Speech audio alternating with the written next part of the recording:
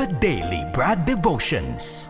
Today's reflection with Pastor Jeff Eliscopides. Pastor, good morning. Good morning, Pastor Jeff. Good morning, Mon. Ayan, good morning, Cha. Magandang umaga sa inyong lahat. Magandang Nakita ko rin umaga si po. Mon. Napapanood ko lang to. Grabe, ang gwapo mo talaga, Ayan, Mon. sir. Naku talaga si Pastor Jeff, po. Kayo naman, nang bola pa kayo. Sakto lang daw, Oo. Pastor. O baka gusto rin ito Ano ni lang? Pastor ng Okamon. Kaya naman. Bekhen naman. Nasaan ba si Pastor? Ay, madali pala kausap, no? Pero, Mamaya, sige, Pastor. nandyan ako ng alas 4. Magkita tayo. Kay Ayun, Cheryl. pwede. Oo nga. Sakto, wala na po ako ng alas 3 dito. Grabe. O ito, Pastor. Tuloy. Inaantay ka na at inaabangan ng ating mga kapatid. Kita mo, pulang-pula si Mon ngayon. Pag sabi niyang alas 3 pa lang, hindi siya makamove on. Kaya, sa tuloy, natawa ka lang. Okay, sige. Pastor, ano meron? Yung wala ka. Ayan. Ayos talaga itong usapan natin dito, no? Napaka-ayos. Hindi, Friday lutang day. Oo nga. Oo. Mga lutang ang lahat. Oh. Damay-damay na ito. Sa mga nagtatanong po kung bakit wala si Manong Ted Filon, Opo. he is in a better place. Okay naman. Relaxing, Okay naman. enjoying, in the comfort of Walang his own home. Bawing-bawi Bawing-bawi talaga. Binawian ako eh.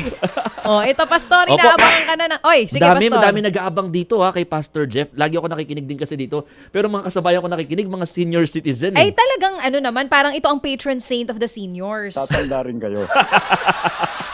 Oo. Then mapaisip ka palagi sa kanyang mga reflections. Of Okay. course. Pastor, yes? Okay ko. So, kung ako yung sa senior, si Ted po, yung super senior. Para for clarity lang, Mon. For clarity purposes. Okay. Super senior, parang yung kausap natin kanina, 70 pataas kasi yung super senior. Yung kay Pastor, yung mga 50 to 60. Kaka-senior pa Kaka-senior lamang. lang. 50 to 70 yung mga in kanya. denial pa nung una, pero na-appreciate po yung benefits ng pagka-senior. Okay. Pastor, sige Sige po, makikinig Pastor. kami. Alright. Sige, good morning muna kay Arlen at Danny Ragot from Singapore. At happy grand reunion daw po sa lahat ng mga FIATI University Civil Engineering graduate ng 78, 79, 80 at 77. Meron daw silang gathering. Nakikinig kasi sa atin itong mga engineer na to. Gaganapin sa August 28, Kinsay Gawaran Resort, Bacoor, Cavite. Tapusin na natin ang ating linggo, Ted tuloy. Mon at Chacha.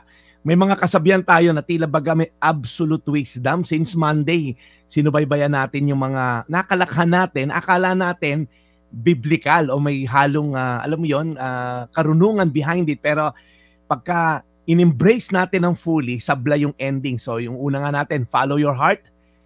Balikan nyo na lang po sa YouTube natin kung paano natin in-explain yan. Noong Tuesday, believe in yourself. Noong Wednesday po, basta masaya ka, G. Okay, go tayo dyan. And kahapon, live your truth. Totoo po ba lahat yon? Pero ito, madalas natin itong marinig as if halo to sa Biblia. Ngayong Biyernes, ito pong kasabihan na to na God help those who help themselves. Tinutulungan daw po ng Diyos ang mga taong tumutulong din sa sarili. Alam niyo, masarap tong pakinggan pero totoo po ba to? Ang tinutukoy po kasi na to, hindi raw kikilos ang Diyos kung hindi tayo magsisimulang kumilos. Maraming implikasyon po pag tayo naniwala dito fully o ng todo-todo. Number one, it can lead to pride. Kung feeling natin, righteous tayo, katulad ng mga Pariseo noong unang panahon, feeling natin deserving tayo ng tulong ng Diyos, we are gonna have this entitlement. Lord, bakit di pa gumagaling nanay ko? Nagbigay ako sa iyo ng ikapo. Tumutulong ako sa mahihirap. Bakit ayaw mo kong tulungan? So, magkakaroon daw po ng pride and entitlement. On the other hand, magkakaroon naman po ng condemnation kung ikay namumuhay sa kasalanan at ayaw mo lumapit sa Diyos kasi feeling mo, hindi yan tutulong kasi pinili ko yung lugar na o yung gawi na masama. So, totoo po ba yon? Well, good news, ang Diyos po natin ay hindi. Ganon. The Lord always initiates upang maipadama po niya ang kanyang pagmamahal sa atin. Di ba sabi po sa Biblia, for God so loved the world that He gave His Son. Yung word po na loved, for God so loved, past tense. Nag-decide na siya, mahal niya tayo. At sabi sa Biblia, habang tayo makasalanan, ipinadala niya ang kanyang bugtong na anak. Kaya po, pumapasok po dyan yung word na grace. The word grace po, ang ibig sabihin niyan, undeserved favor. Alam na alam ko po yan dahil ang misis ko pangalang Grace. So I have two portion of God's grace. So ang word na grace po, kahit hindi mo deserving, God will always initiate. Lalong-lalo na po sa arena ng salvation. Sabi po sa Ephesians 2 verses 8 to 9, pakita mo Seth, for it is by grace you have been saved through faith, and this is not from yourselves. It is the gift of God, not by works, so that no one can boast.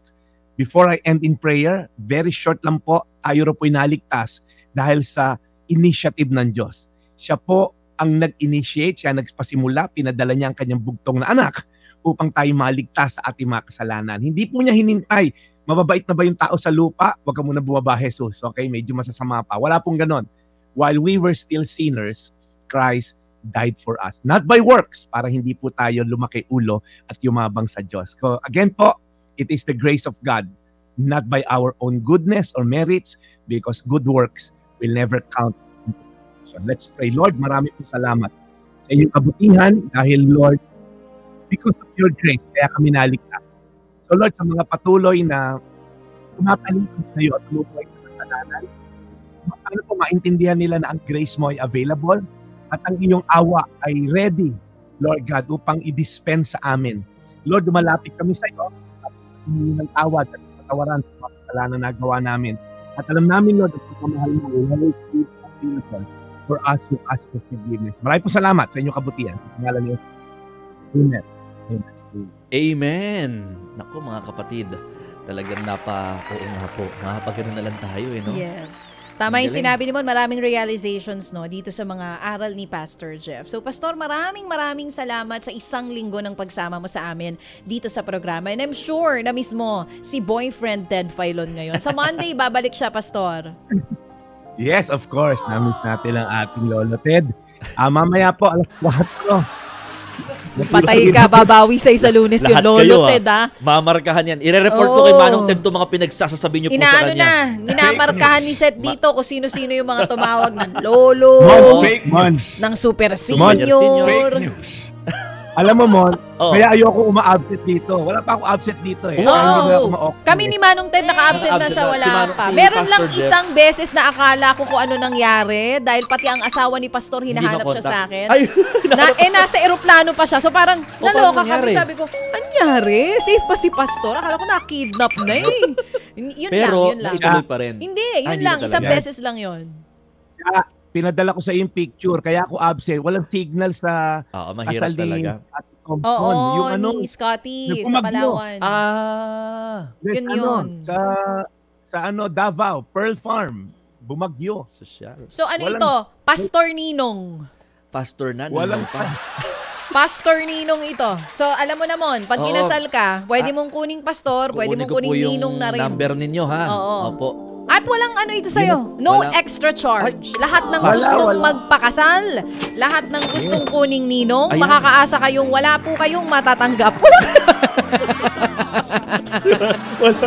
Kaya, inihintay ko si Ted. Inihintay ko yung kasal ni Ted. Yun ang pinaghahandaan ko. Nako! The wedding of the century. Nako, may nag-comment dito agad-agad. Ang sabi, ano daw, single forever. Ang peg niya sa buhay. Oo, single forever daw siya. Naku, wag naman gano'n. Kasi, di ba yung ibang tao, Pastor, pagka nagkaka-love life, parang nawawala sa sirkulasyon. So, ayaw daw nila mawala si Manong Ted sa sirkulasyon. Baka pag nagkaroon ng love life, ganun. Sige, Pastor, baka meron ka mga gustong i-promote, saan kanila po pwedeng abangan?